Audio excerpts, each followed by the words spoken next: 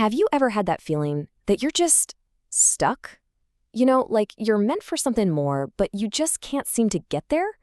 Well, today, we're going to dive right into that. We're talking about how to break free, really unlock your potential, and finally take charge of your own life.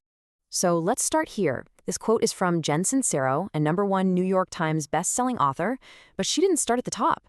She started at 40 years old, broke, making just 28 grand a year and living in a converted garage. It's just such a powerful reminder that huge transformations are totally possible, and they often start from places we can all relate to.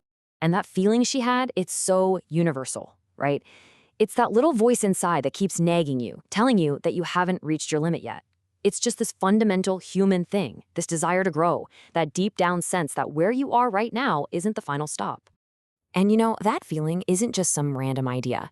It's actually a really deep psychological drive, something that's been studied for a long, long time. So let's take a look at the actual theory behind this built-in need we all have to just grow. Okay, now this is where it gets super interesting, because there's a subtle but really important difference here. You've got Kurt Goldstein, who actually came up with the term. He saw self-actualization as our main driving force, like the #1 reason we're here. But then you have Abraham Maslow, who saw it more as the top of a pyramid. It's a desire that only really kicks in after we've got our basic needs covered: food, safety, a sense of belonging. So why does that matter? Well, it's the difference between seeing your potential as this urgent thing you have to do versus a higher calling you get to do. So for our purposes, let's stick with Maslow's definition. Self-actualization isn't about trying to be someone else. It's about becoming more you. It's about letting what's already inside of you grow and fully realizing everything you're capable of.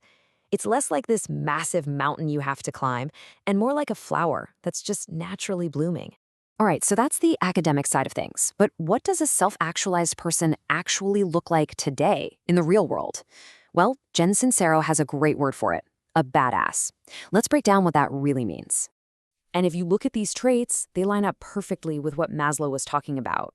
A badass is just someone who is completely, unapologetically themselves.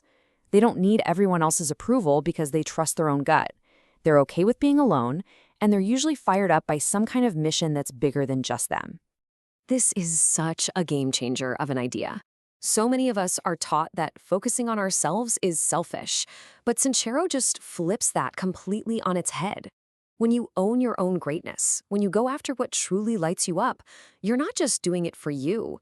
You're basically holding up a sign for everyone else that says, hey, this is possible for you too. Your success actually becomes an act of generosity. Okay, so how do we actually start doing this? Where's the starting line? It all comes down to making real, solid decisions. So let's get practical and look at a few tools you can use, like today. I mean, let's be honest, how many of us have done this? We say, yes, I'm committed, but what we really mean is, yeah, I'll give it a shot, until it gets hard. That's not a real decision. That's just a trial run with a built-in escape hatch for when things get uncomfortable. And here is the big mental shift we need to make. That feeling of discomfort, it's not a stop sign. It's not a red flag telling you to turn back. It's a signpost.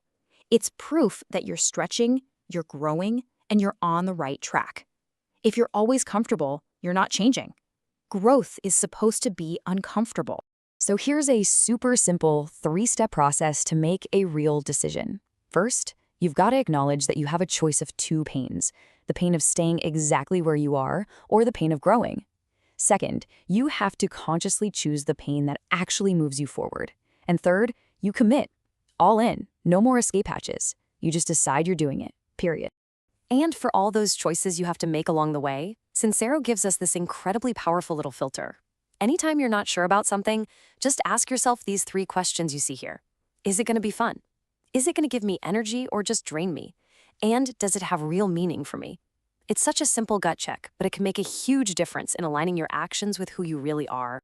Now, making these decisions, that's on you. But it definitely doesn't mean you have to do it all alone. In fact, getting the right people around you, well, that's absolutely critical. In the book Own Your Greatness, they really hammer this home: the importance of a personal dream team. And we're not just talking about your friends here.